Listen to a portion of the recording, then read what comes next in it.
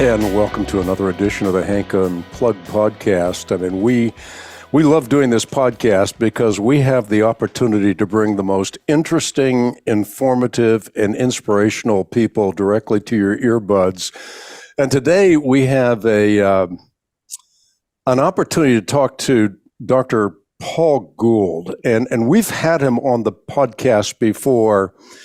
And he lives up to every billing we could possibly give him. He's a philosopher, a scholar, a teacher, a husband. He's the father of four. He's a professor of philosophy of religion. He's a founder and president of Two Tasks Institute. He has a PhD in philosophy from Purdue University. And I could say a whole lot more about his credentials, but I'm going to leave it at that. To the point of this podcast, he has written many books, but I think a book that has really captured our attention at the Christian Research Institute, a book titled A Good and True Story, subtitled 11 Clues to Understanding Our Universe and Your Place in It. And by the way, Dr. Gould is a contributor to Christian Research Journal, and we have a deep and abiding appreciation for him on many counts, but this is one of those areas that he really helps us get a hold of. He gives us a way of understanding something that is oftentimes confusing to people. And this is the issue of origins. I've often said throughout my ministry that how one views their origins ultimately will determine how they live their life. If you think you're a function of random chance, that you arose from the primordial slime, you're going to live your life by a different standard than if you know that you're created in the image of God and accountable to Him. David said that the heavens declare the glory of God. The skies proclaim the work of His hands. St. Paul said, God's eternal power, His divine nature, clearly seen through what has been made. So there are a couple of stories about origins, and we're going to discuss that today. But first, let me say welcome, Dr. Gould. Great to have you on the podcast. Thank you, Hank. It's great to be back with you. Looking forward to our conversation today. Yeah, maybe I should ask you a basic question, a good and true story. What prompted you to write this particular book? Yeah, that's actually a really good question because that can kind of segue from some earlier work to this one. In 2019, I wrote a book called Cultural Apologetics. I know we've talked about it on this podcast here. And in that book, one of the sort of more hopeful or prescriptive parts of the book, I argued that given God's intentions for humans, that He loves us, that He pursues us, that He cares for us, He wants us to find, faith and be redeemed in Him. Given this intention for humans, I had this prescriptive, sort of more hopeful idea that God could redeem culture in a way. And the language I use is that we would work with God and the Holy Spirit and each other to re-enchant the world. And in that, I argued that we, number one, awaken longing for the things of God. And there's various things that I talk about in that book there. And then number two, returning to reality. In other words, that we would begin to see the world as it actually is. And there I said two things. How do we return to reality? I said, number one, as Christians, that we would see and delight in God and all things in relation to God the way Jesus does. So that we as Christians would learn to see and delight in the world the way Jesus does. And number two, that we would learn to invite others to see and delight in the world the way Jesus does. And those two claims are two future book projects, of which the one we're talking about today is related to the second idea. How can we help those who don't yet know Christ look at the world in such a way that they see it, that they interpret it correctly, and that it points to and is evocative of the divine? So that's kind of the heart behind it. If the 2019 book was a book about cultural apologetics written for Christians, this book, A Good and True Story, is a book, what I would call a book of cultural apologetics written to non-believers. So two things that you do in this book. One is you give us signposts. Two is you introduce us to Lady Nature. So Lady Nature is a guide in a theistic worldview where sometimes we hear about Mother Nature, who's a replacement for God in a pagan worldview. Yeah. So one of the things that I wanted to do, so there's actually a couple theses that are informing the way that I wrote this book. And one is a thesis about reality itself. And then there's actually a thesis about humans, and then I have a thesis about evidence. But the thesis about reality itself is that reality is an ongoing story, right? And like any good story, it has a beginning, a middle, and an end. And that's why you're right. The question of origins will, figure prominently in the book because of that. This idea that we are part of a story. So that's the first thesis. The second is a thesis about humans, and that's something that philosophers and sociologists and literary critics and historians and theologians have noted is that humans are often they say that we are narratival animals, that we're creatures that live our lives according to a story, and so we basically come into the world.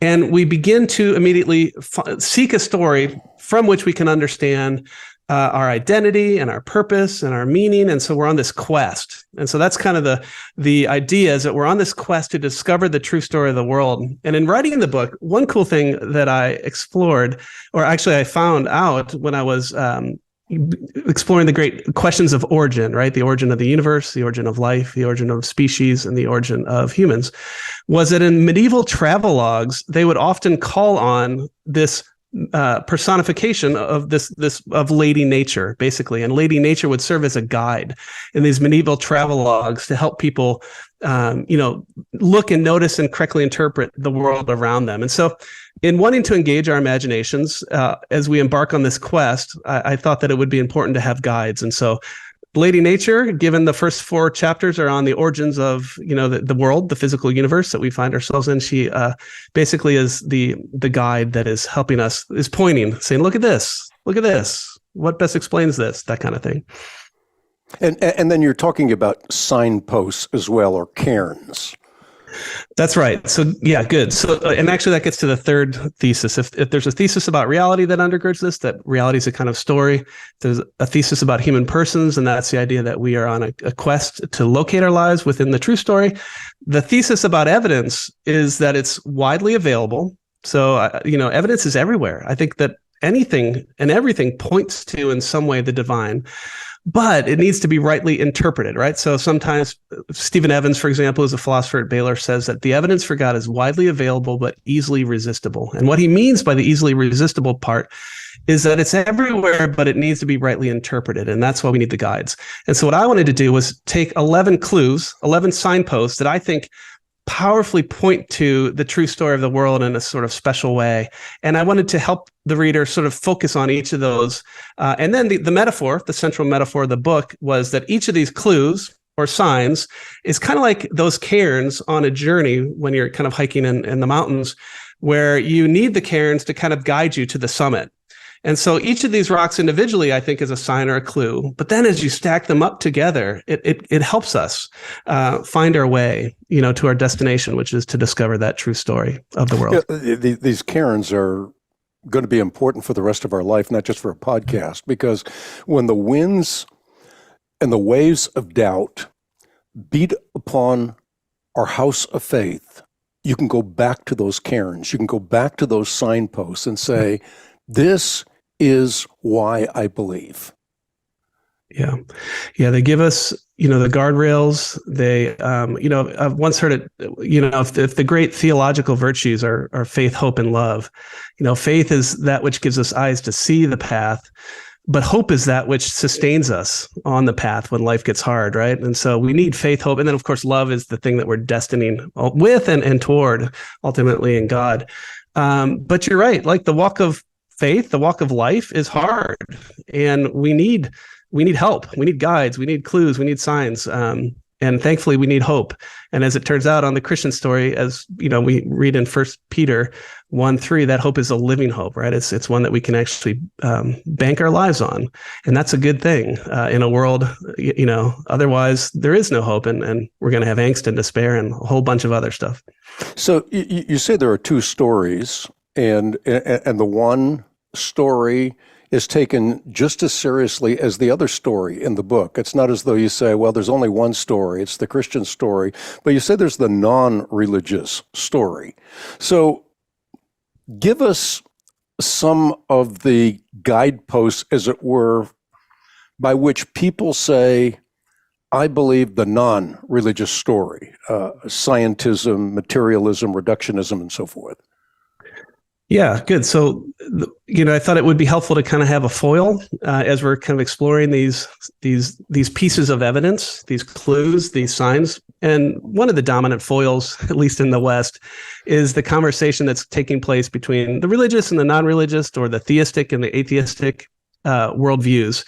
And so, in the beginning, I just kind of set these out as our two generic stories, right? You've got the theistic version of the religious story, which has God as the central figure, a personal being that's worthy of worship. And then on the non-religious view, at least in the West, the way that it's typically understood is it's a kind of story that begins with matter or something like that. And then if you wanted a narratival arc, it would be, that we humans arrive in this world late and local, at least on Earth, as far as we know, and we're kind of vulnerable selves. And so we immediately try to buffer ourselves from the ravages of the world and the ravages of each other through technology. And there's a whole bunch of philosophical assumptions to both of these views. And the five that I just sort of unpack briefly as we begin this journey for the non-religious view are pretty dominant, at least in the West, in our culture. And those would be, number one, a theory about knowledge. It's called scientism, but it's just the idea in the weak form that our best knowledge comes from the sciences. That's a pretty dominant view out there. That often is thought to entail, number two, materialism, or what I would better be called physicalism. And that's the idea that all that exists are material things, or all that exists is that which physics tells us exists. Number three, that often is thought to entail atheism. We're sometimes told that if science is our best or only source of knowledge, and that entails only what physics says, well, then somehow that entails that God doesn't exist. So there's an atheistic strand here. And then, of course, that would lead to a theory about meaning, that there is no meaning. So that would be nihilism. And then there's also this impulse within the much of the sciences and much of the academy for reductionism, right? That you're nothing but, actually, Sean Carroll, I think he puts it wonderfully in his book, The Big Picture, written from a non-religious or naturalist or atheistic perspective. He says humans are nothing but organized mud, right? And so you have the nothing buttery. We're just reduced to the little parts, whatever the little parts happen to be. And so that's one story. And then I put that in contrast with a broadly theistic story as we begin this journey. How important is it to learn to ask the right questions and maybe even ask them in the right sequence? Yeah, I think that's a great question. I think it's super important. Aristotle said that if we want, and this is a really bad paraphrase, if we want to be successful in life, we need to learn to ask the right preliminary questions, right? So if you think about it, everyone longs for happiness, as Pascal says. Even the person who hangs himself wants to be happy. He just thinks that that's how he will become happy. And Aristotle's point was, well, it all depends on what happiness is, right? We've got to ask these preliminary questions. Can we know it? Is it attainable? What is it? And that's a skill in our largely anti-intellectual culture and our largely information-driven, internet-driven culture. Now that we have, AI doing the thinking for us, perhaps, that art of asking good questions is rapidly disappearing.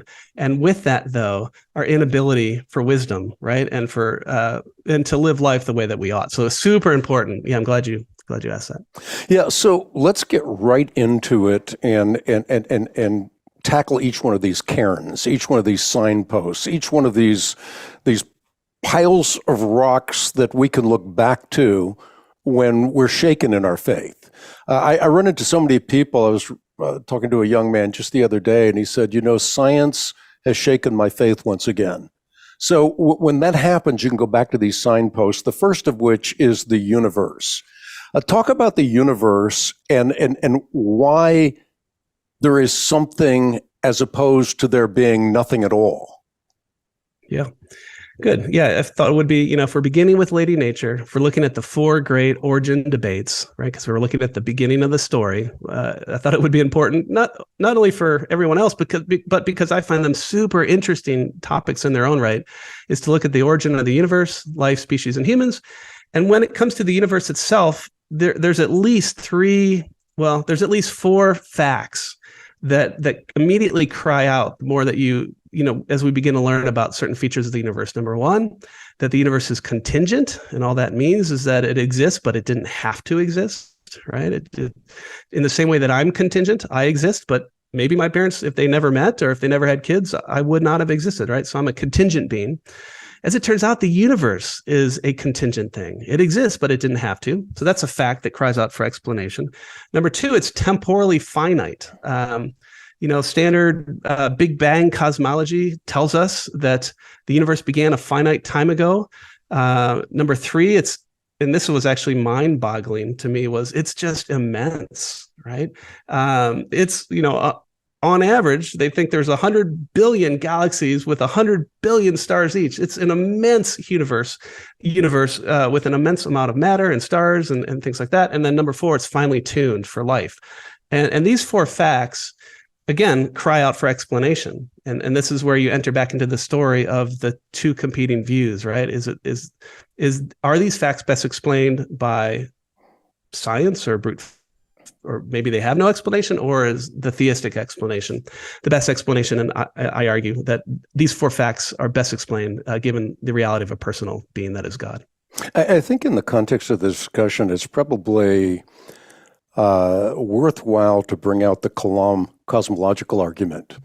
And by the way, I don't want people to get the impression that when you read this book, you're reading a manual. You powerfully use story or the power of story to communicate logical truth propositions. And maybe you should cash that out first. Yeah. Okay.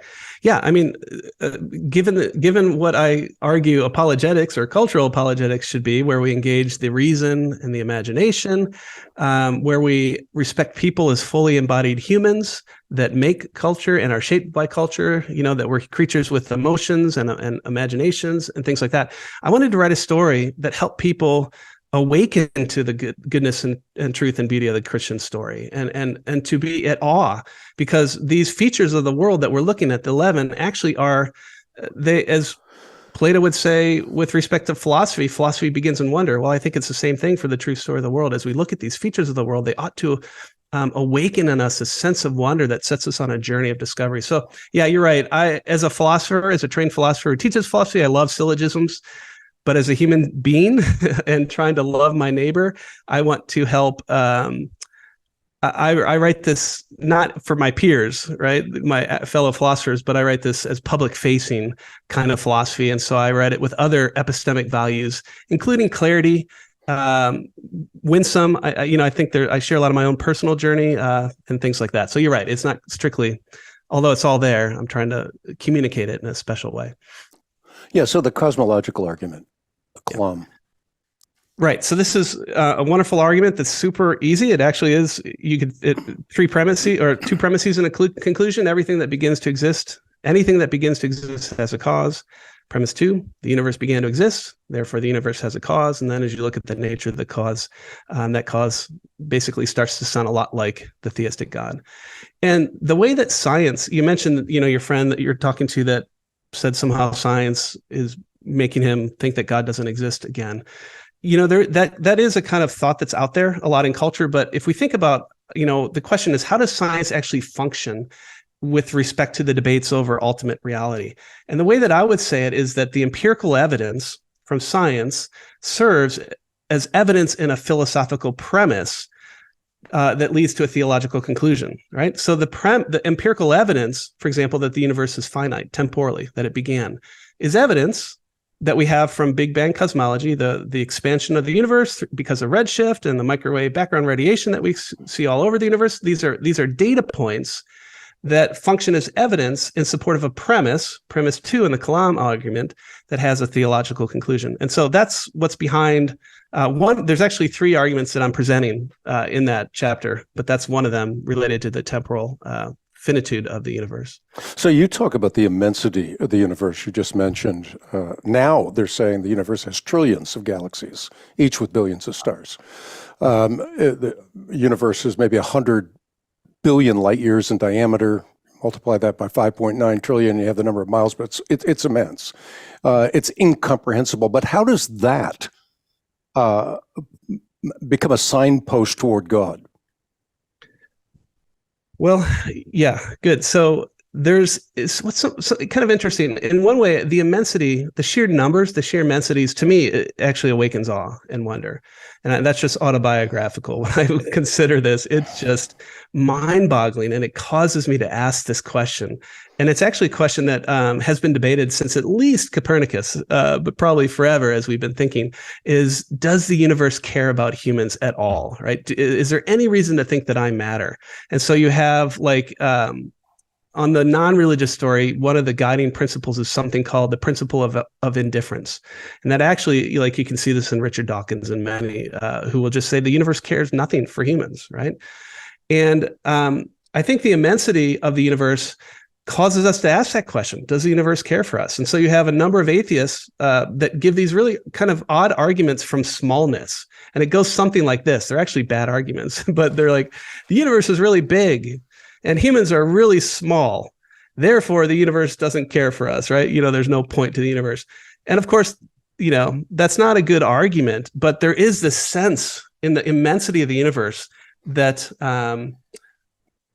that we're trying to locate our place within this. What does it mean to be humans in an immense universe? And as far as we know, there is no other life. As far as we know, right? Earth is the only place where we are discovered that.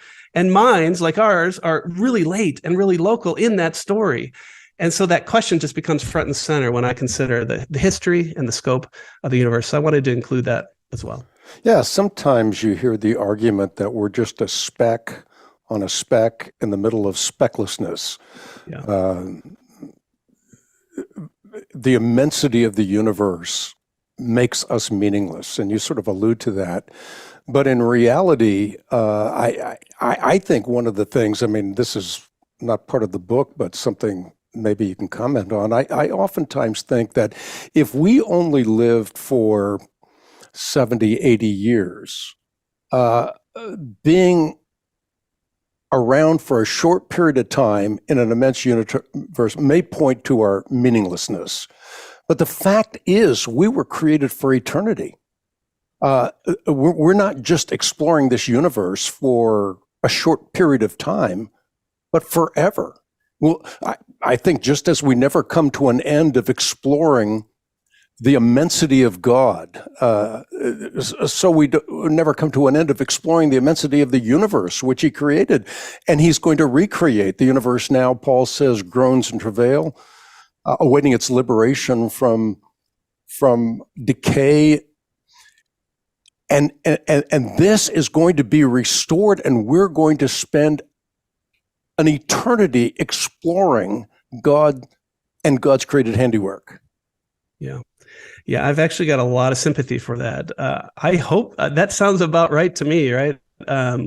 What will we be? These are some of the great questions that we all have, right? What will we be doing in the new heavens and the new earth? But there is this proposal. Actually, one of the books I edited, the story of the cosmos. Gonzalo, I can't say his name without looking Guillermo? at it. Yeah, there you go, Guillermo Gonzalez. Yeah. He wrote a chapter on the exoplanets and the question of, are there other planets that are Earth-like where we could find possible life? But in there, he actually ran that proposal that what we will be doing in the eschaton is interstellar travel, which will have plenty of time, right? And exploring the universe around us. And I resonate with that. Obviously we're speculating, but there's something that seems profoundly right about that. When you ask questions like, why this universe, and why is the universe the way it is, and why is it so immense that we have all these distinctions that we need to make, right? We have the observable universe and the unobservable universe. Now astronomers are talking about the affectable universe, right? Even if we can observe it, we can't affect all of it from where we sit today on Earth, given current technology. But who knows in the eschaton? Let's talk about life. A very important Karen signpost in your book. I think that it probably does us well to consider the fact that in the non-religious story, there's this idea that nothing creates everything, that life comes from non-life, and that the life that comes from non-life produces metaphysical realities. In the religious story, we say we have to ask a question, and that question is, what is life and what constitutes life?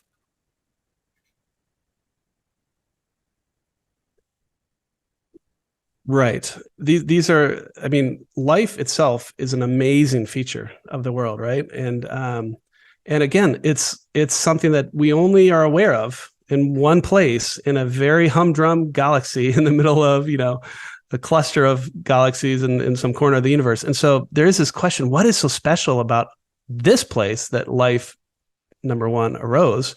And it does, and that does, of course, beg this preliminary question: what is life? And actually, in all the chapters in this book, because of this, Aristotle's thought that we must ask the right preliminary questions. In every chapter, I usually begin with, what is the nature of the thing in question that we're looking at? And so I spend a bit of time in the beginning here. What is the nature of life, right? Is it what biology tells us? And kind of look at some of that and kind of arrive at a philosophical definition that seems helpful, because in getting to the nature of life, it actually gives us a clue, I think, about how life came about. So, yeah. So how did life begin? What's the problem for the view that that life comes from non-life? Oh yeah, I mean, so you're right. If the non-religious story and all those kind of philosophical presuppositions that I mentioned earlier is true, somehow you got to get life from non-life with natural processes, and that has a number of hurdles. It's so interesting in the literature on this. You have kind of dueling confidence, right? You have those from a non-religious perspective that are very confident that it's just sort of a math problem and that we're eventually going to figure out how we get life from non-life. And then you have others like Jim Torr, who's one of the leading, synthetic chemists in the world, who's saying, you're all lying. Nobody knows how life can come from non-life. It's an incredibly intractable problem. And so it's hard for like the non-scientist to kind of know what to do with that. But there's at least three problems that are really seem intractable for the purely naturalistic explanation on the non-religious story. And that would be like the location question, like where did life begin, right? Again, we only know one location that has life, and that's the Earth. And so there's all these postulations, where would Darwin's little warm pond be? And there's about 8 to 10 earthly suggestions, and then some punt to outer space. Maybe it came from outer space or asteroids or things like that. So that's a problem, though. Nobody really knows, number one. But number two, there's what I call in the book the ingredients problem, right? How do we get the basic building blocks for life from purely naturalistic processes, right? We need proteins, we need genetic material, we need lipids, we need all these sort of subparts of these macromolecules. And no origin of life experiment has been able to produce any of the macromolecules at all. They've been able to get some of the subparts, but the way that they set up the experiments, they weren't, realistic with respect to early Earth atmosphere and early Earth conditions. So you have the location problem, the ingredients problem, and then even if you were to get these ingredients, you have the assembly problem. Because as we know now, right, the more we learn from science, the cell, which, the first living organism was a single cell, cells are incredibly complex machines. Many times people use the metaphor of a factory to explain the cell. And so you have all these problems with how do you assemble the cell, even if you had all the basic parts. And when you run the numbers on these things, it just seems intractable, given purely naturalistic and blind processes. Yeah, so if you were to summarize this cairn, this signpost, what would you say? What's the significance of the life issue? Yeah, I think that we had this intuition that life is something incredibly valuable. We even would use the word sacred. When we're pre-philosophical, apart from being told by some, view out there, our intuition, our pre-philosophical intuition is that there's something very special, even sacred about life, that it ought to be protected. You can run thought experiments about this, right? Imagine a world just like ours, except that we eradicate all living beings, right? I think the intuition is fairly clear that would be a world of lesser value, right? And so here we have something of incredible value that is easy to destroy, but we have no idea how to produce it, how it came about. And so given the sacredness of this phenomena, again, it cries out for explanation, right? That's what's so significant about life, I think. Yeah, and that leads me to the third cairn, or the third signpost, which is species. Darwin wrote a book, The Origin of Species. Um, Here you have a chapter which points out that Darwin's tree of life is uprooted by the Cambrian radiation or the Cambrian explosion. So you have biology's Big Bang. That's very important to the religious story, just like a cosmology's Big Bang is. Right. Yeah. And this was an interesting chapter. In some circles, it's become really hard to talk about evolution, and to do it sort of, charitably and with sort of intellectual humility. But if you kind of set that aside for a minute and just think about the sheer diversity of life. So we talked about life and this intuition that it's something of great value. When you add to that the fact that the diversity of life that we've had on Earth is incredible. In fact, like this really sobering statistic as I was researching for this chapter was 99% of all species that have existed have become extinct, right? And that's again mind-bogglingly how much diversity this world has seen since life began. So to your question, we have one of the lines of evidence that's often debated when it comes to what explains the diversity of life, right? Is it evolution and Darwin or neo-Darwinian accounts, or is there some sort of need for God to infuse information in the causal joints to get the species? One of the pieces of evidence has been the fossil record because of, as you just talked about, biology's Big Bang. We have this period in time where you have this sudden appearance of many, many life forms fully formed without any appearance of transitional forms that would help the evolutionary story. And so this becomes something that's, again, what best explains the data, right? And so I had a section in the book on the fossil record and kind of walking through the different options, and I took it out at the last moment because it was getting too technical. And I just wanted to focus on the microbiology and the genetic kind of lines of evidence.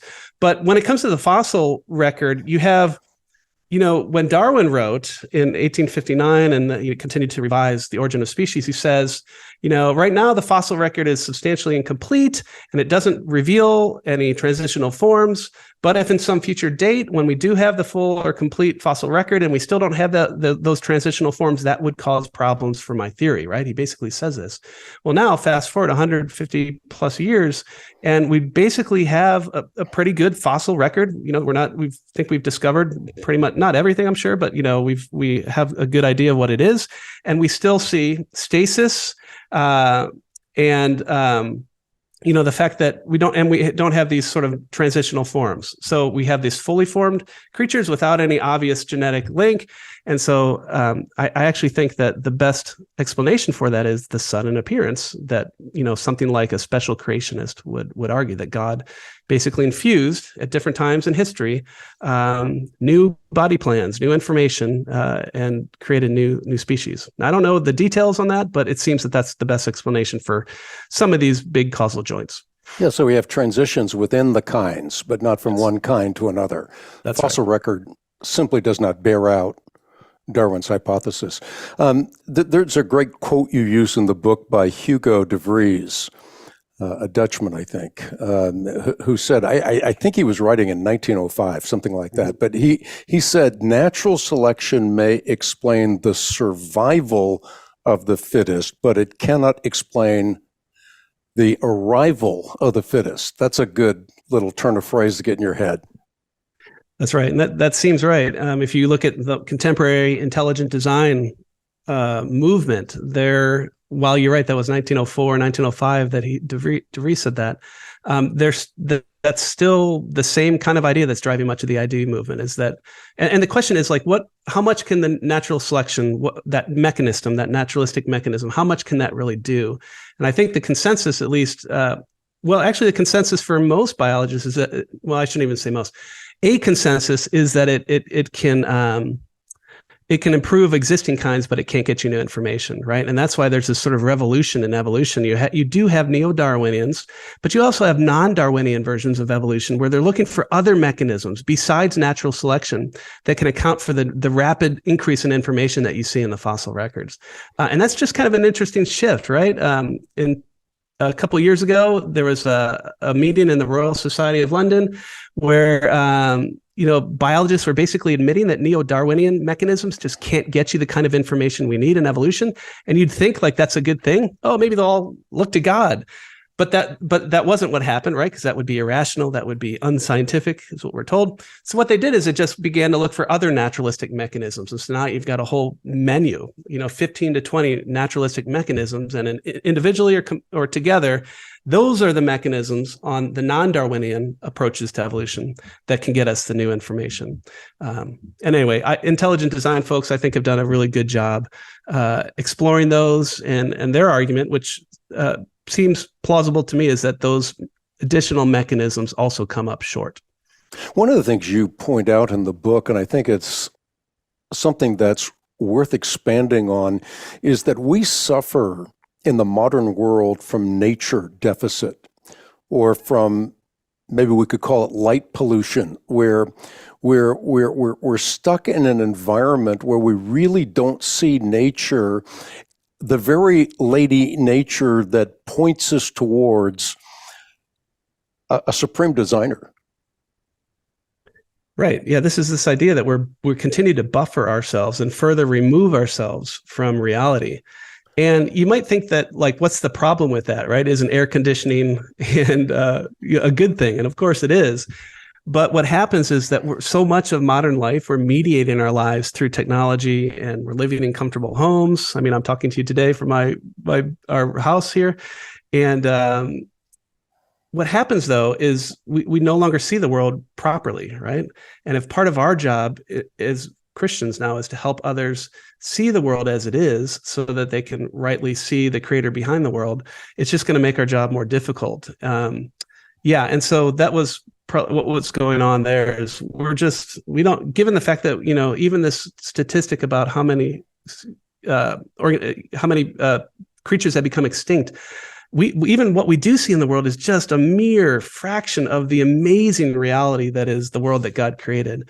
And so, I wanted to help people see things freshly, and we had to have to jar them a little bit to do that. Yeah, you have to kind of open your eyes and see that we live in an amazing universe on an amazing planet.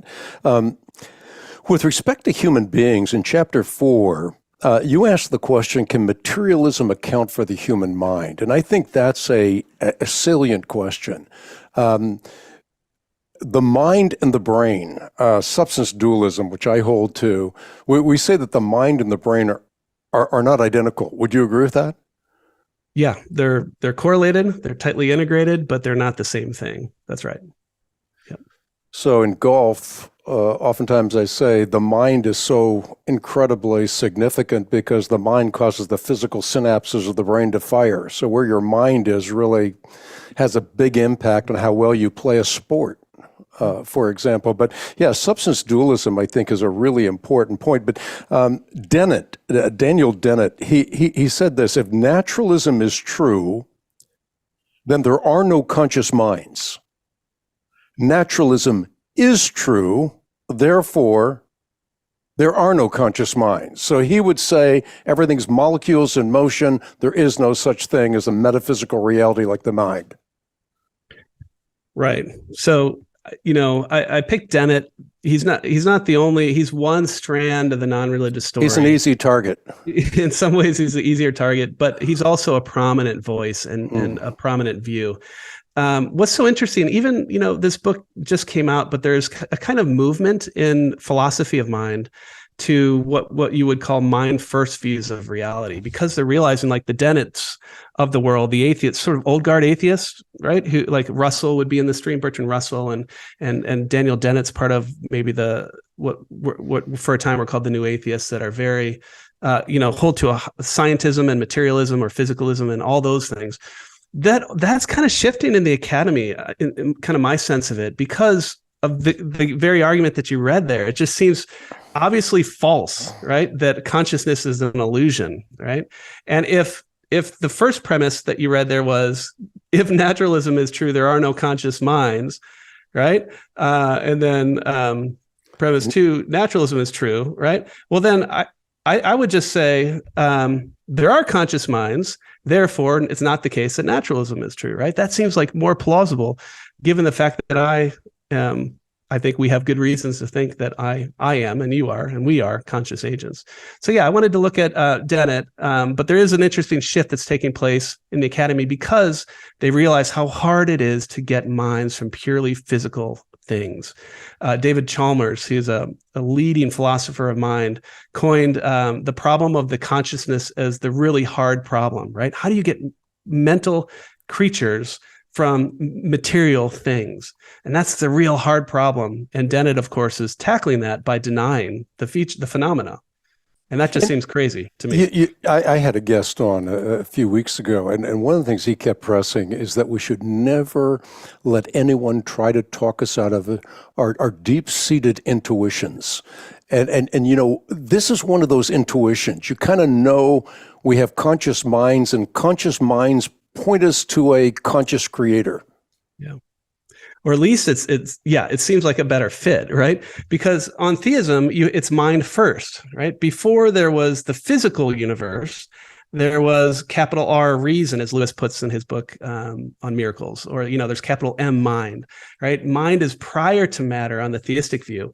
On the naturalistic story, it's, in the beginning there was matter, and then somehow minds are late and local.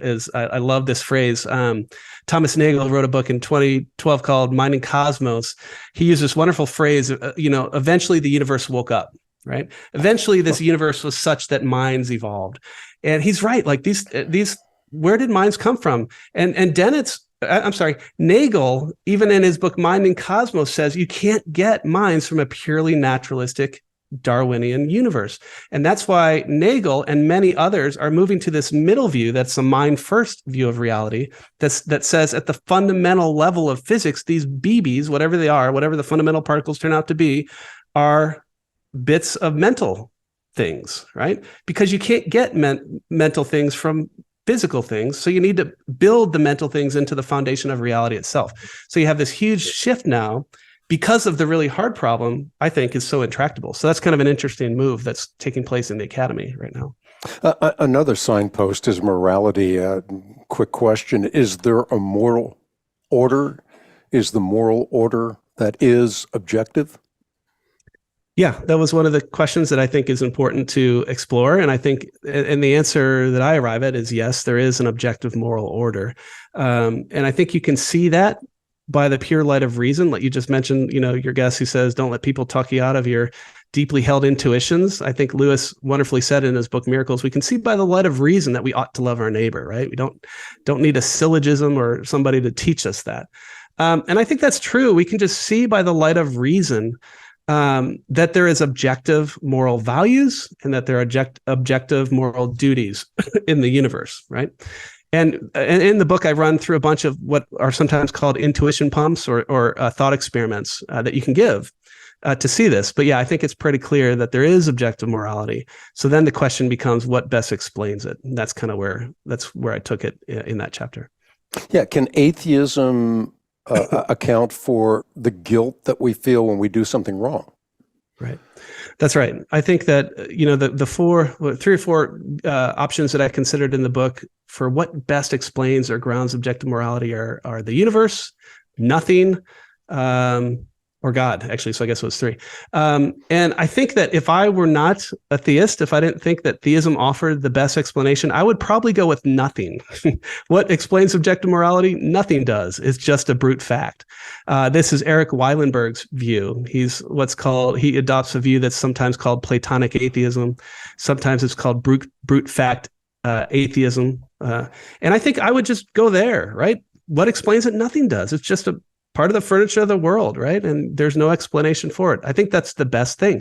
But notice what that doesn't account for. One of these fundamental features of the moral life that you just brought up, the fact that we feel guilt when we do wrong. And that's an unshakable feeling. What best explains that phenomena, right? And they'll attempt to give like an evolutionary account of that and things like that, but I don't think that those work in the end. So I kind of explore, I actually spent most of my time in that section dealing with Weilenberg, because I think it's the strongest other plausible explanation if you set aside the theistic one. Meaning also points to the religious story. And as a result of your book, I watched a movie. Okay. The 2019 film Joker. Yep. In fact, Nice. I watched it with one of our staff members, and I was for some reason or other, the film just didn't appeal to me.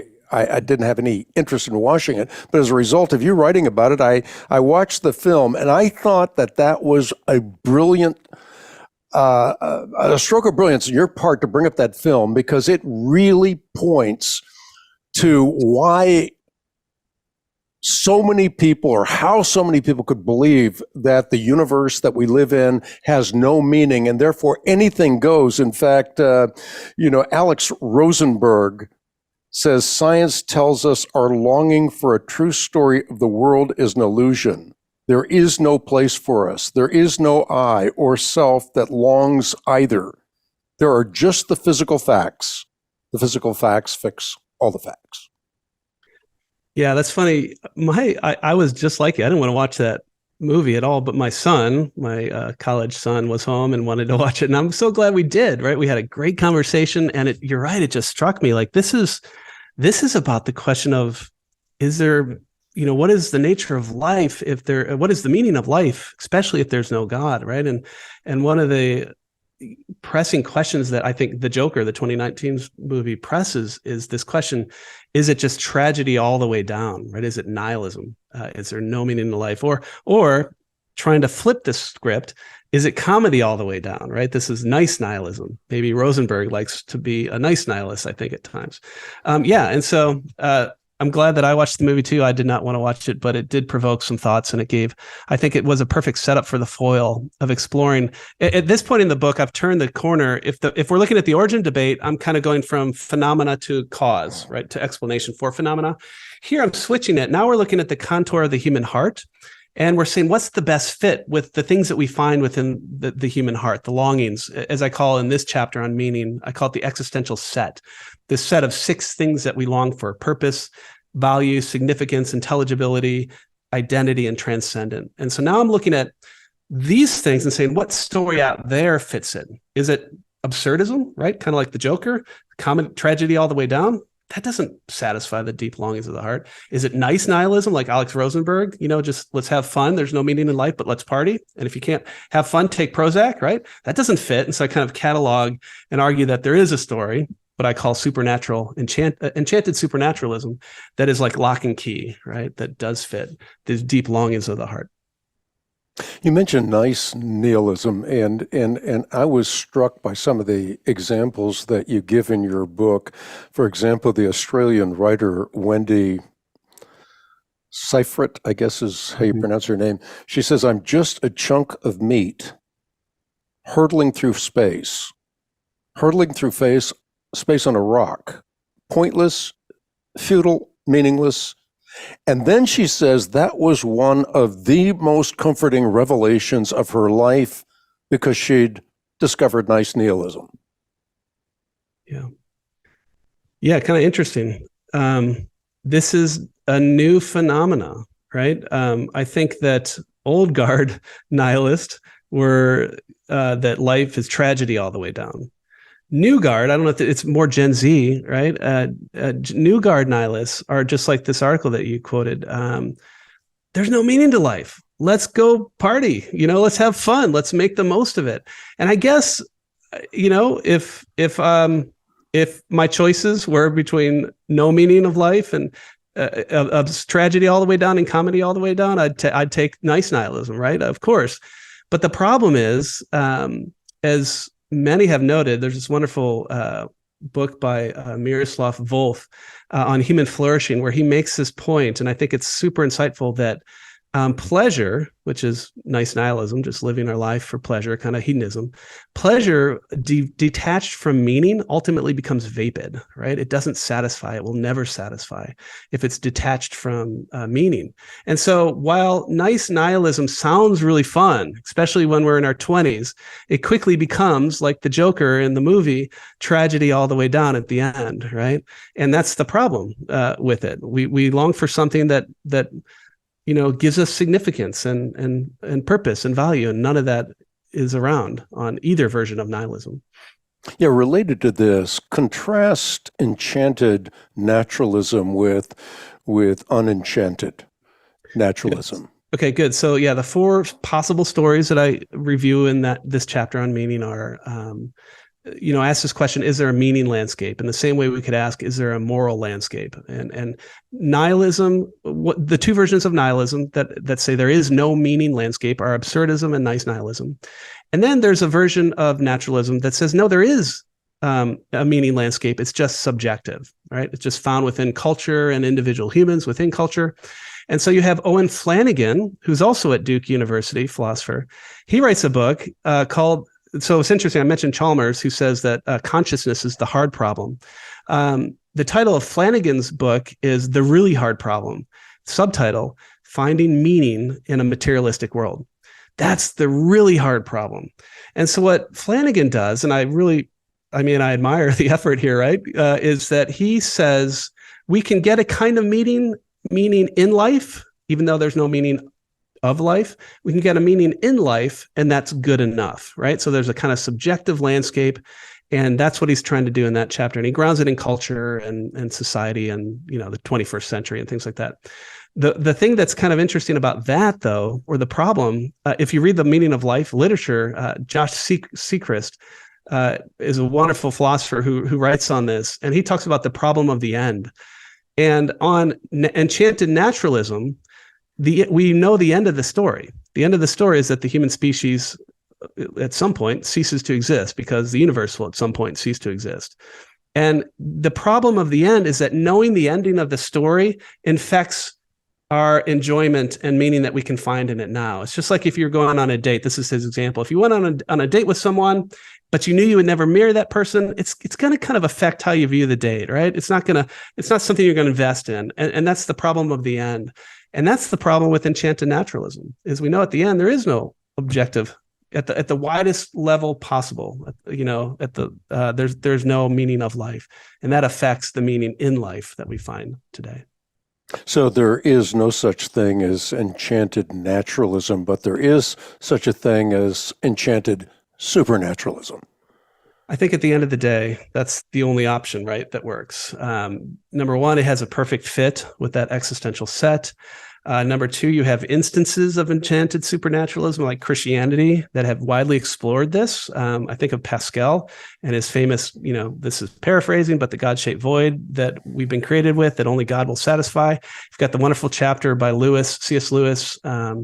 I think it's this chapter in Heaven in The Problem of Pain, but he talks about how the human soul is like lock and key or hand in glove, meant to fit with God and the Christian story. And so you have instances of enchanted supernaturalism that do help us get a rich picture of not just meaning in life, but the fact that there's this overall meaning of life because God exists and God is the ground of it. So that's kind of where I end on that one. Hopeful chapter.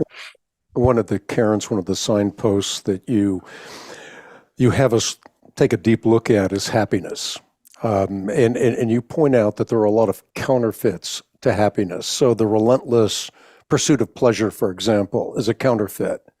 You say, in fact, if you relentlessly pursue pleasure, you're going to end up enslaved.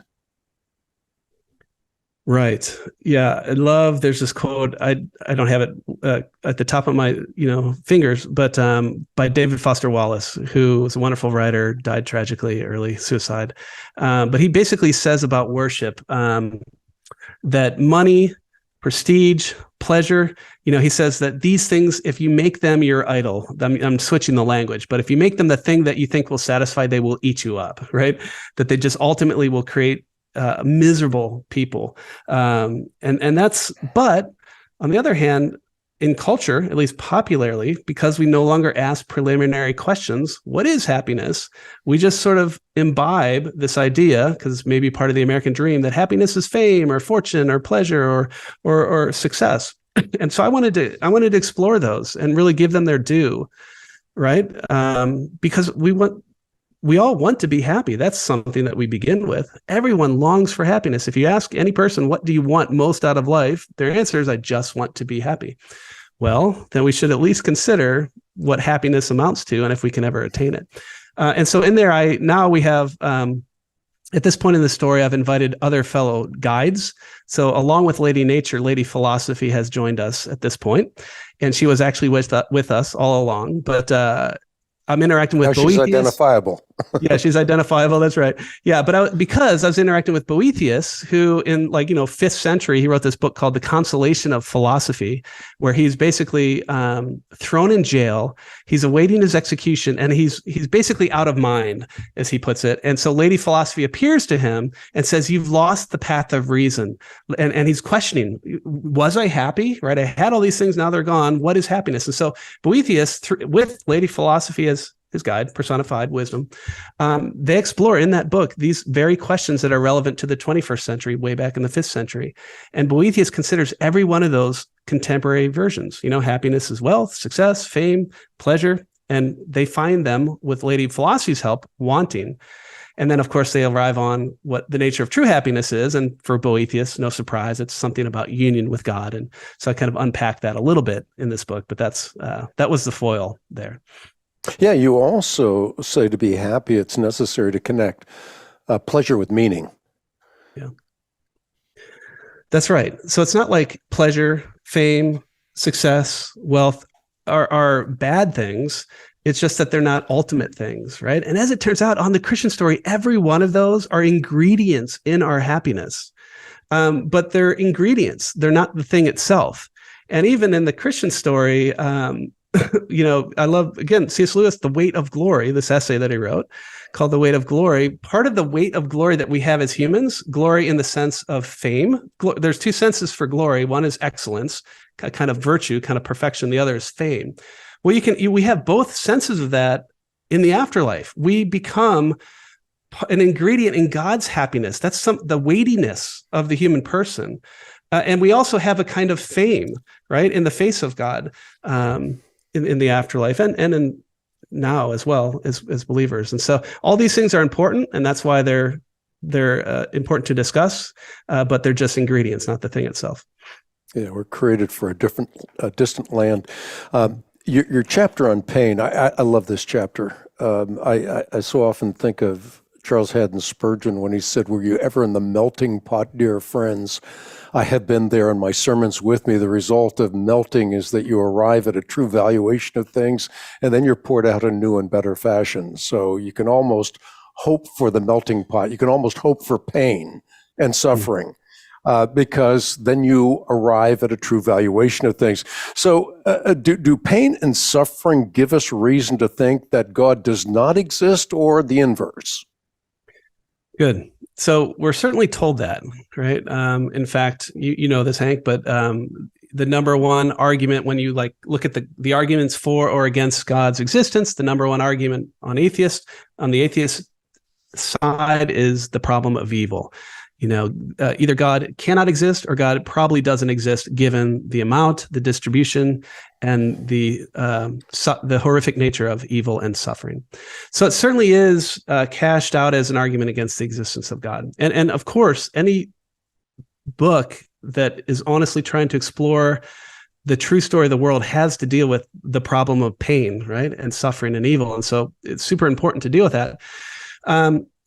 And so, so as it turns out, I think that Christianity, Christianity offers, I think, the best explanation, or I should say God's answer to the problem of pain. I love Peter Crave, wrote a wonderful book called Making Sense of Suffering, and he basically ends this with, hey, we can go through all the standards arguments against and for, arguments from evil, and we can rebut them as theists. But then, those are a bunch of propositions, but the problem is an existential problem, and it's personal, and so it demands an existential and personal response. And so Hanegraaff says God's answer to the problem of pain and suffering is Christ on a cross. And that's a personal answer, right? It's one better than mere theism. And I think at the end of the day, that's exactly right.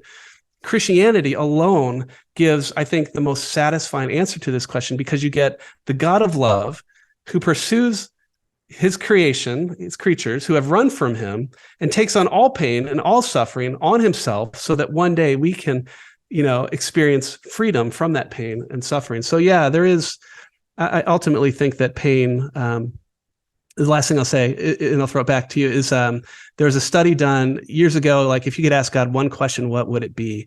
I think Barna ran the study, and the number one question is, why, God, do you allow pain and suffering? And so one writer calls this question, why, God, do you allow pain and suffering, like a fishhook that's, tugging at the human heart. And I think that that's right. And so we have to take it seriously. But at the end of the day, it just reveals a God of love who makes provisions for fallen creatures that we could be made whole. Yeah, the chapter is a brilliant chapter, and you quote perhaps the forerunner to Darwin in the 4th century, Epicurus. And he said this, and I'd love for you to cash this out a little bit. He said, is God willing to prevent evil, but not able? Well, then he's impotent. Is he able, but not willing? Well, then he's malevolent. Is he both able and willing? Well, then whence then is evil? So he lays this out in such a way that the only answer to the question seems to be, well, God is either the author of evil, he's impotent, he's malevolent, but if there's evil, then there can't be a God. Yeah. Certainly not a good God. Yeah. Yes, this is, whenever I teach on this is a great starting place for this in a philosophy class, because what Epicurus is raising there is what's called the logical problem of evil. And that's just simply the claim that the existence of evil is logically inconsistent with the existence of a wholly good and wholly powerful God, right? Because if he was all good, he would eliminate it. If he was all powerful, he could eliminate it, but we have it. So this is a logical problem. And anything, of course, that's a contradiction is necessarily false. And so if God and evil are a logical contradiction and evil exists, well, then, of course, God doesn't exist. It's called the logical problem of evil. I'll just report that almost everyone working in this area in philosophy and theology thinks that the logical problem of evil has been solved. This is one of the few cases where we actually see genuine progress in philosophy, or at least it's one of the areas we can point to and say, here's genuine progress. And how that story usually goes is that Alvin Plantinga, who's a important Christian philosopher, solved the logical problem of evil in the 1970s with his really technical book on the nature of necessity, and then he applied this kind of contemporary logic, contemporary metaphysics to the problem of evil, and showed how there's no logical contradiction. And he offered what's called the free will defense, and he just shows, given human freedom, it is not possible that God could cause us to freely only choose the good, right? So there's no contradiction between evil and God, because God allows us to be the certain kinds of creatures that are self-determiners of our actions and our character and our lives. And given that, he permits it, but we actualize it. And so that's kind of the quick thumbnail sketch of one solution to the logical problem. I go a little further than that, but that is what most people begin with in arguing that this has been solved. Yeah, it raises a couple of issues. Can from your perspective, my perspective as well, but I'll just ask it this way: Can the Christian worldview exist plausibly without the concept of free will? Okay, good. I love that. I'm pausing because I will, upset half my Christian brethren here, but no, yeah. I have a view that no, free will is part of what it means to be human, and then I have a particular view of free will that's some version of what's called incompatibilism, or sometimes it's called libertarianism.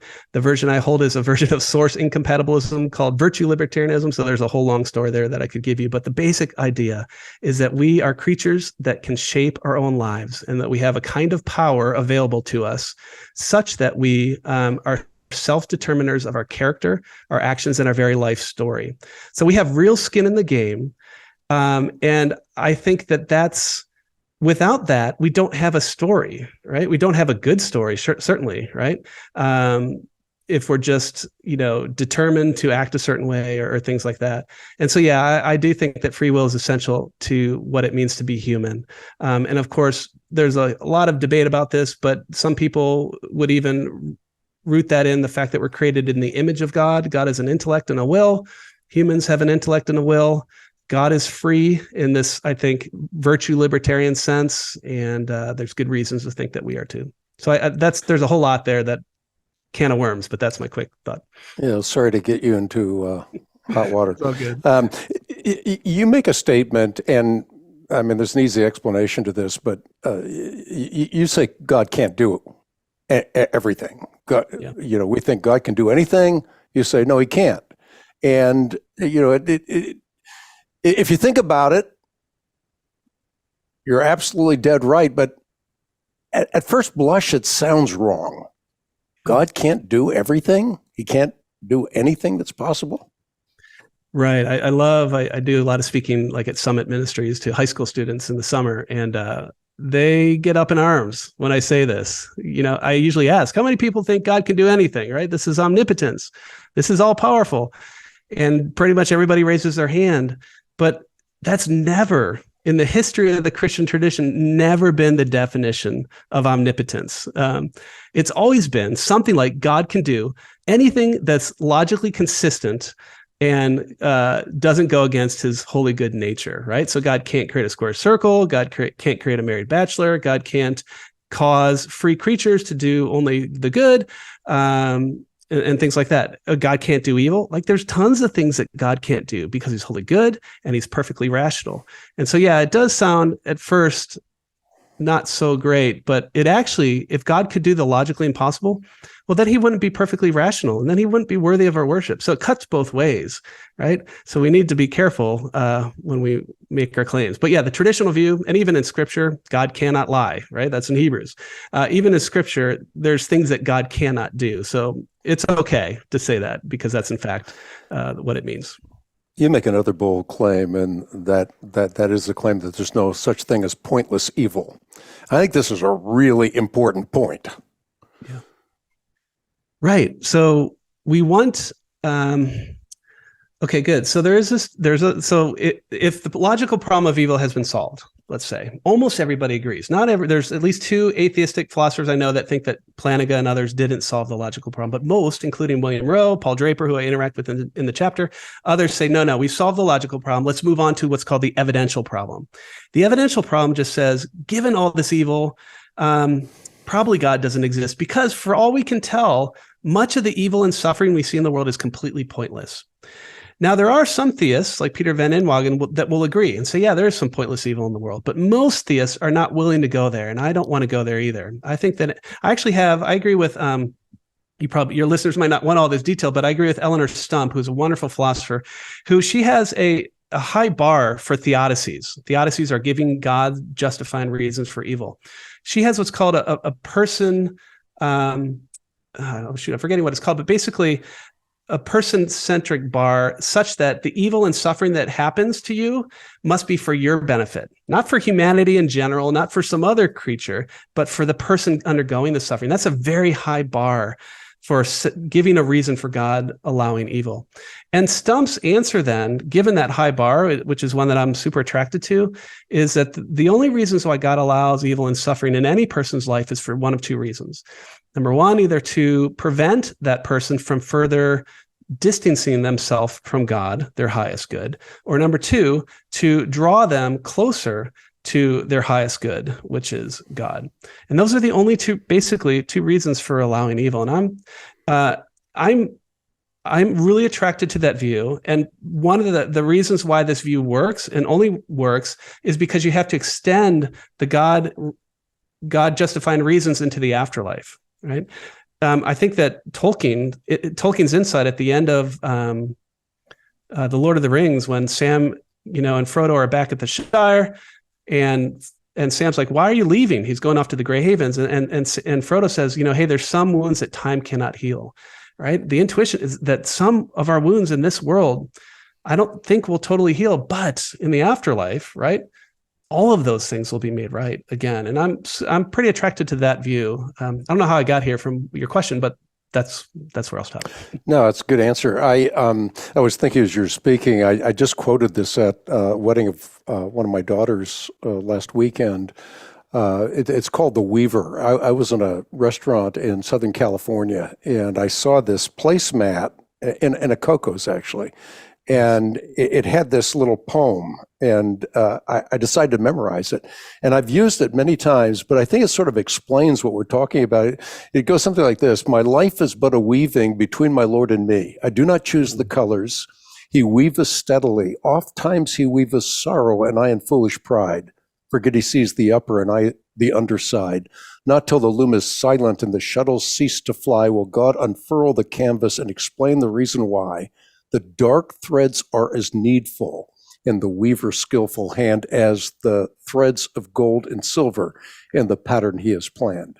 So suffering really has significant impact in our lives. I mean, suffering, we can say credibly, God uses suffering for good.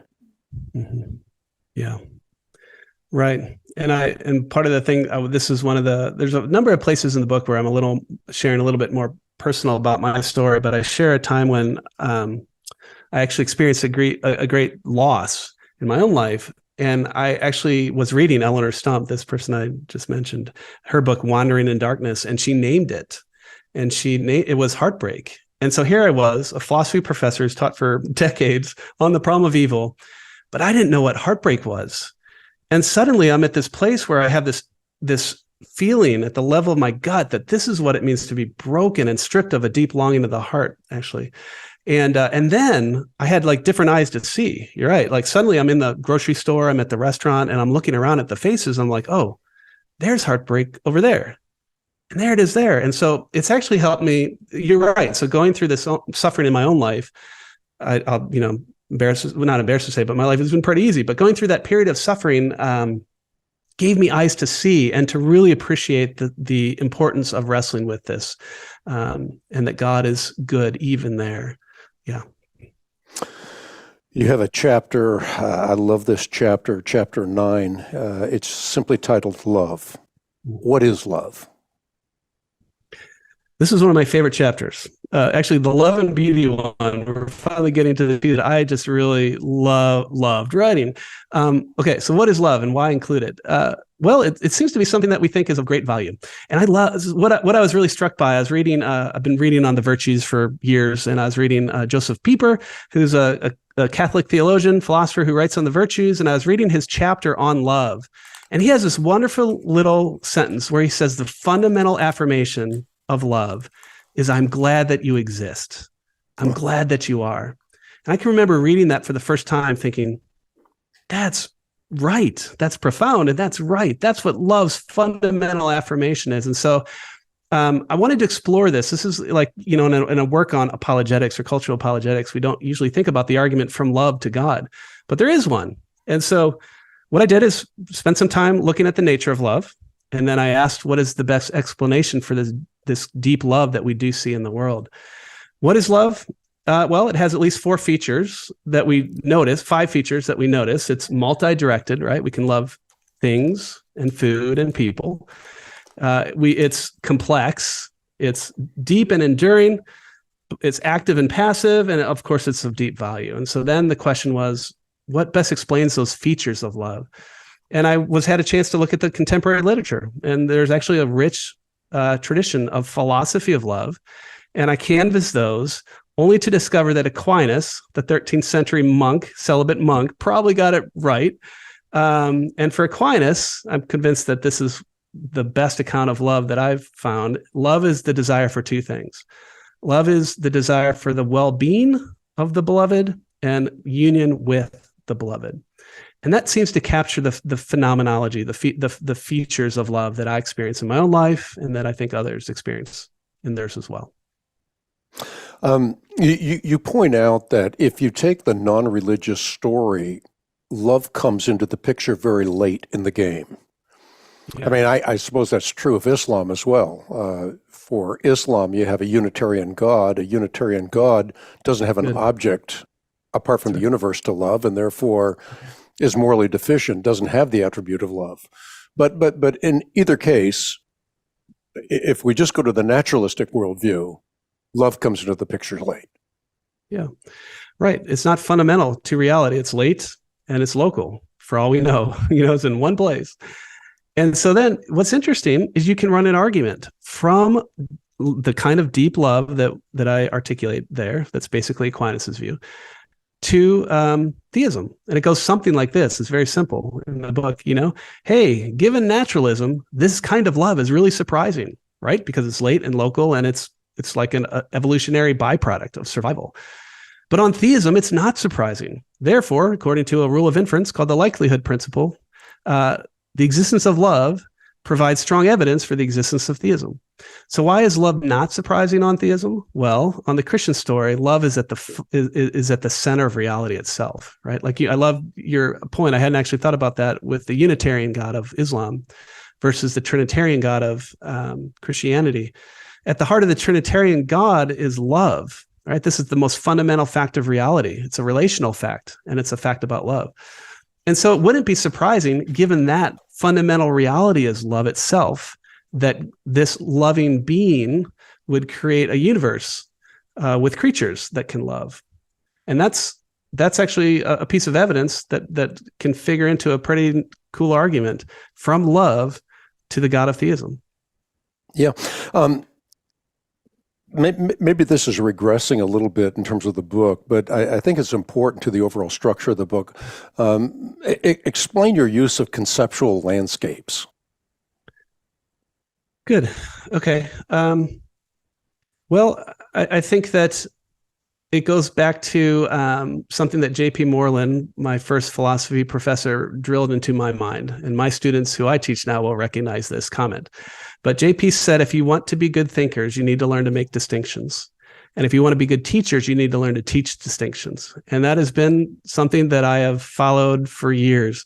I think that it's important to ask the right preliminary questions and get clear on the concepts that we're talking about, because that will because by the light of reason, we shine our light on reality and we discover truth. And if we're after discovering the true story of the world, we have to think as carefully and as clearly and as methodically as we can. And this is a skill that we've lost. So that's why I try to do a bunch of, conceptual landscape kind of work all throughout the book. And I try to do it, I will say, with some humor and with some stories along the way. But it's super important that we think clearly about these important matters. Your chapter on beauty, loved it. Why do you think that beauty is ultimately objective? Some people would say that's ridiculous. Beauty is in the eye of the beholder. You say, no, that's not true. Yeah. Well, because we need to look at the phenomena and explain and ask what best explains the phenomena. And for at least, two reasons that are coming to mind. There's many. Number one, we disagree about beautiful things, and that the fact that we have disagreements and that we think people are wrong is best explained by there being objective, aesthetic facts in the world. So that's one reason, and I could give an argument for that. One thing that I found really interesting, though, because I've been working a little bit on philosophy of science and thinking about theory construction and metaphysics, which is the area I work in philosophy. And what's so interesting, when you're doing your mature theories, like in metaphysics or in science, you appeal to theoretical virtues because theoretical virtues are supposed to be truth indicative, right? So if your theory has these virtues, well, then that's thought to more virtues than some competing theory. Well, then you go with the one with the most virtues because the virtues are truth indicative. What's so interesting is the theoretical virtues are all aesthetic, simplicity, elegance, uniformity, right? Scope. These are all aesthetic things. And many thinkers have noticed throughout history that truth and beauty are tightly aligned. In fact, in our theory assessment, truth and beauty are tightly aligned. There's an argument from the indispensability of aesthetic properties to the objective existence of aesthetic facts. So those are just two reasons. I think that we have. I think it's like looking at the sunset. Wouldn't that be foolish to say, "Oh, that's just beautiful to you," right? Looking at, I live in Jupiter, Florida. It's like paradise. Looking at the palm tree outside my window, right? There's this. We would think that they are wrong if they look at these things and think they're not actually objectively beautiful. Yeah, so one of the quotes you use, I love this, Peter Forrest. I just laughed out loud when I read this. He presses the implausible consequence of aesthetic relativism, or saying, well, beauty is just in the eye of the beholder. And this is the quote. It's worth reading. How ugly the stars are tonight. How trivial the pounding of the waves on the beach. And is it not crass to be thrilled by mountains? The rainforest and the wildflowers are quite repulsive. And as for sunsets and ...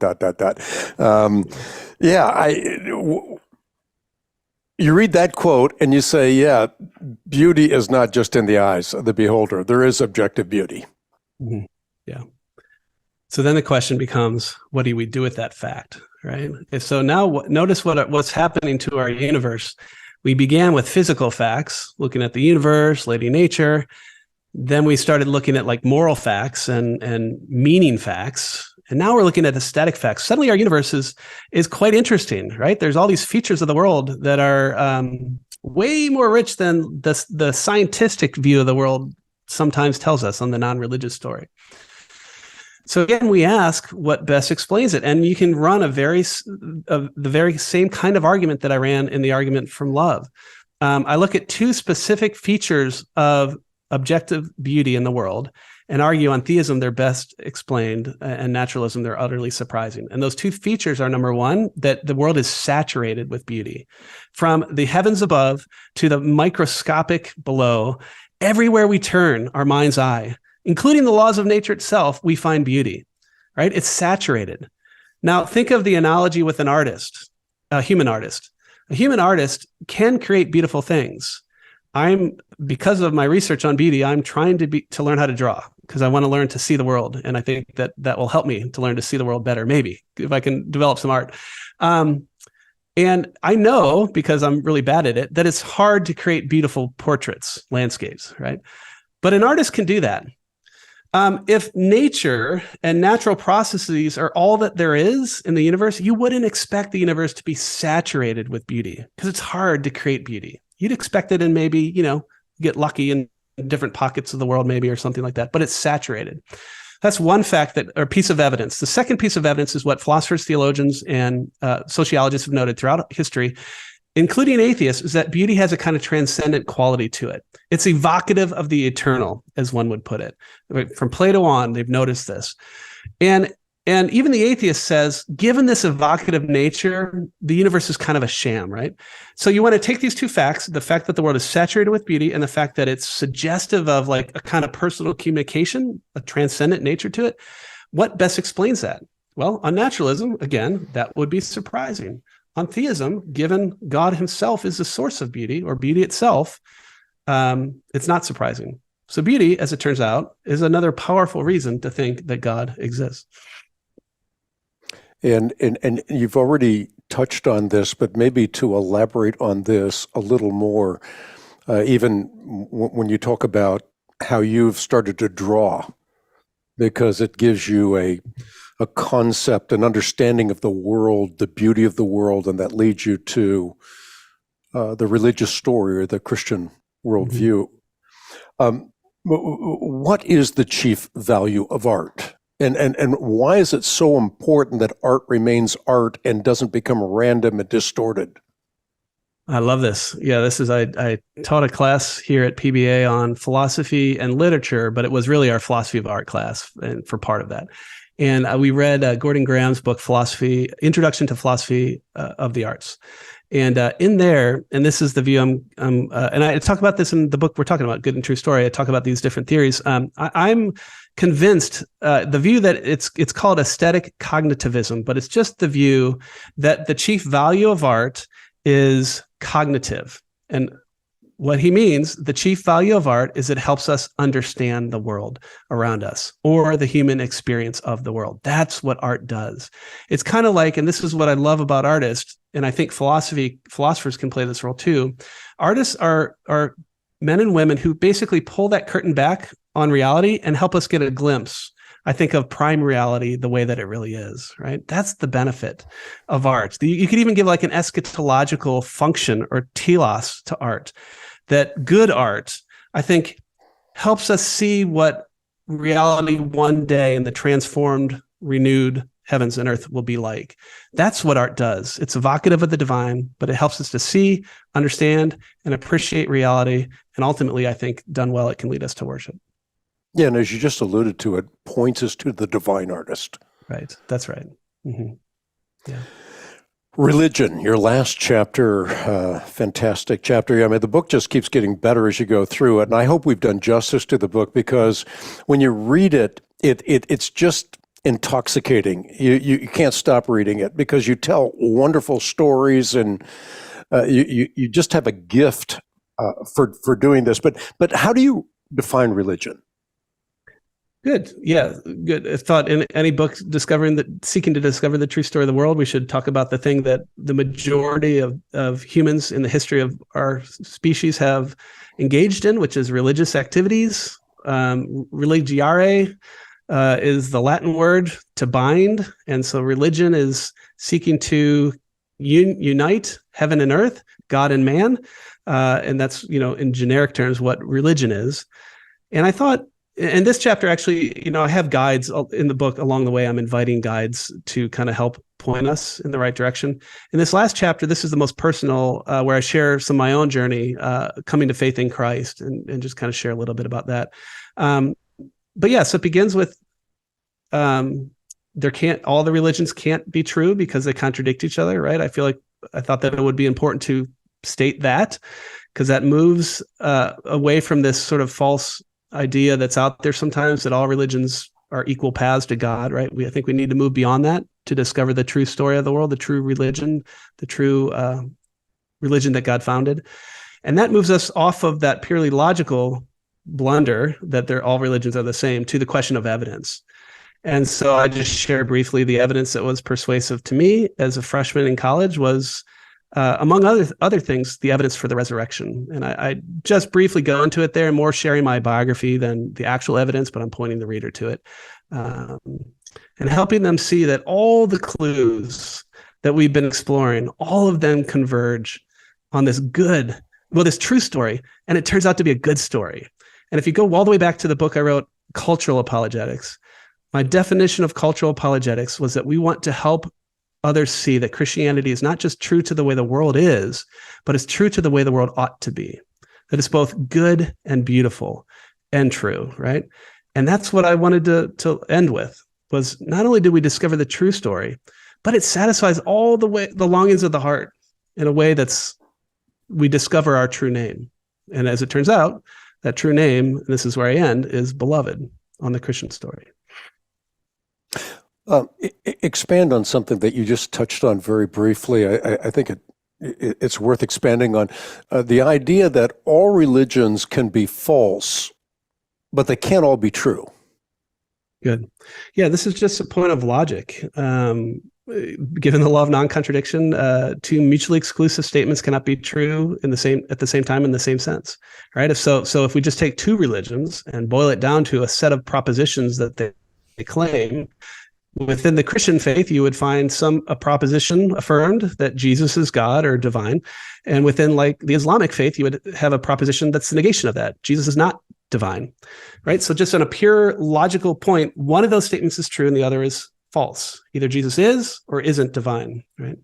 And so if that's a central claim that is like at the foundation of these religions, well, it just follows that either Christianity is true or Islam is true, but not both. And you're right. All of the religions could be false. It could be some other thing out there that we haven't determined, but they can't all be true because they contradict each other on these central features about the nature of reality, the nature of God, man's fundamental problem, and God's solution. Yeah, I think probably the best way to wrap up this podcast is to talk about the Christian story a little bit. You just alluded to the resurrection. We're pointing out, as you do so eloquently in the book, that God created the universe. There's no question about that. That thread runs throughout the book. The heavens declare the glory of God, as I mentioned earlier, as the psalmist put it. But you also point out that Jesus Christ is God and demonstrates that he's God through the immutable fact of his resurrection. And St. Paul in 1 Corinthians chapter 15 doesn't ask us to believe that or accept it on blind faith, but rather he makes a four-part argument for the resurrection of Jesus Christ. Jesus Christ suffered fatal torment. The tomb was empty. Christianity cannot survive an identifiable tomb containing the corpse of Christ. Christ appeared, gave many convincing proofs that he was alive. And as a result of that, his followers were irrevocably transformed, and they end up transforming the world. And then we can point to the Bible as saying that is a reliable source for faith and practice. So the Christian worldview corresponds to reality. And that Christian worldview corresponding to reality has obviously transformed you as well. Yeah, you're right. So back to my story, as a freshman in college, I was confronted with the claims of Christ, and I realized, wait a minute, if that's Christianity, then I guess I missed the boat, because I didn't believe that Jesus was divine, and I didn't believe that Christianity was the religion founded by God. And so that actually set me on a journey. I now know that it's not normal what I did. But one of my friends in the dorm, Mike, who's still a dear friend of mine today, but as an 18-year-old freshman, the first thing he said to me was, "Hey, I'm a Christian, and I'm not going to condemn you when you get drunk." And I said, "Okay, cool."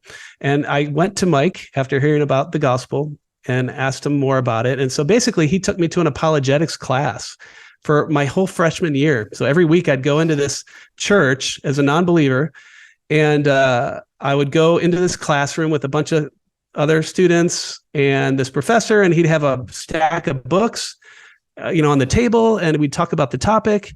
And every week after the class, they'd ask me, "What do you think of the evidence, Paul?" And I'd be like, "It's pretty interesting. It's pretty persuasive." And they would say, "At some point, you need to make a decision." And I would say, "Yeah, you're probably right." And that was about how it was for about a year. But I was just persuaded over time that this is true. And for me, at the end of the day, after that year of exploring, I realized it wasn't an intellectual issue. Like St. Augustine, who was convinced intellectually that Christianity was true, I realized that it was now a moral issue. I didn't want to bend my will, that free will that we talked about, right? I wanted to be the master of my own universe. And then as the story progressed, so I was back home in Wisconsin, where I'm from. After my freshman year, I was reading the Bible at the time, not a believer, but seeking. And actually, I was reading Revelation. And at some point in that summer, I was reading Revelation thinking, all right, I know this is true. I'd kind of be a fool not to give my whole life to it. And so at some point that summer, God just convicted me of it's time for me to bend my knee, and then I'm all in. And so that was it. I knew that I didn't want to be a kind of a fence sitter. It was either all in or all out. But I was just convinced that it was true. So I jumped in, and what I have found, from that moment on is that Christianity and Jesus, but Christianity really is this true story that satisfies, right? And that's what we want. We want to be rightly related to reality, and we want to experience life the way it was meant to be. And as it turns out, our highest objective good is union with God, and that corresponds to the deepest longing of the heart, which is union with God. As Augustine said in the Confessions, in the first paragraph, our hearts are restless until their hearts find rest in you, O God. And that was my journey. My heart was restless. I didn't know it, but it was restless until I found rest in God. And so grateful that I get to do the things I do now and hopefully point others back to Christ as Christ has nourished me, and helped me to find the true story of the world. Yeah, Vladimir Lasky said that Christian theology in the last resort is a means. It is a unity of knowledge, subserving an end that transcends all knowledge, the very end that you point to, union with God. Yeah. We were created for union with God. Any time during your Christian walk that you were disappointed with the Christian worldview or disillusioned? Yeah, that's good. I think there were, I think early on as a 18, 19, 20, 21-year-old, I was probably struggled with moral issues just coming from a non-Christian background. But I don't think that was a disillusion with the Christian worldview. That was more a disillusion with my own sense of character and sinful nature that needed to grow in Christ. I think probably though the other time with the Christian worldview, and this was pretty minor, was actually during my PhD studies. And it wasn't even a disillusionment, but it was a beating down of my soul. It's hard. I tell this to my students who want to do PhD work in philosophy, that there's a cost to your soul. There's a physical cost too to doing a PhD. And for me, I went to a wonderful program at Purdue, like you mentioned at the beginning. But even there, I could feel my soul being beat down as I would sit in a seminar on Spinoza, and we'd sit around the seminar and everybody would make fun of Christians because Spinoza is making fun of the Bible, And over time, you just weary. And so what happened was, I don't think I was ever disillusioned with the gospel or Christianity. In fact, I was a campus minister through my time as a PhD student, and I was doing ministry and walking with the Lord during that time. But what I realized after graduating, after getting the degree, was I needed about a year where I realized I needed to fall in love with Jesus again. Like just savor Jesus without preparing for a Bible study, without preparing to lead a lecture, but just to be with him. And I think that Tim Keller at the time was super nourishing to me. And the phrase where he said things like, the greatest need that we have prior to Christ is the gospel. And what is the greatest need that you have even after Christ? It's the gospel. And just the idea of it, for me at the time, it was just brought me back to the cross, brought me back to Christ, and just realizing that, I made it through this PhD program intact, but my heart, was beat down, and Christ nourished and built that back up. And so now I just try to incorporate those practices daily into my own journey of being nourished on the Word of Christ, the Spirit of Christ throughout my day, and all that stuff. Well, you're an amazing person, an amazing writer. I think I should just close with what J.P. Moreland said about your book. He, of course, distinguished professor, Talbot School of Theology, Biola University, author of a book that I like, A Simple Guide to Miracles. But he said this about your book: it's very accessible, it's conversational, it's full of stories and illustrations, and they're just used in such an effective manner. That's my ad lib. And then he says, this is now the best book to give to an unbelieving friend or relative. And that's one of the reasons I had you on the podcast. I mean, I hope people will get this book. It's available for anyone who stands shoulder to shoulder with us in the battle for life and truth. I promise you, it is not dry and dusty. It is alive. You'll read it, you'll laugh out loud, you'll be engaged throughout the whole process. And in the end, you'll have these 11 cairns, these 11 signposts that will follow you throughout the rest of your life. And when the winds of doubt and disbelief beat upon your house of faith, you can go back to those signposts and you can be fortified. Those pillars or posts will fortify you in your faith. So this is a book not only to give to an unbeliever, but I think it's a book that you can read through yourself and be revitalized in your faith. And when you're revitalized in your faith, you become revitalized in becoming a torchbearer for that faith, sharing the faith with others, always being ready to give an answer, a reason for the hope that lies within you with gentleness and with respect. This book is, like the author, interesting, informative, and inspirational. Get a copy of the book. You can find it on the web at equip.org, or write me at Post Office Box 8500, Charlotte, North Carolina, zip code 28271.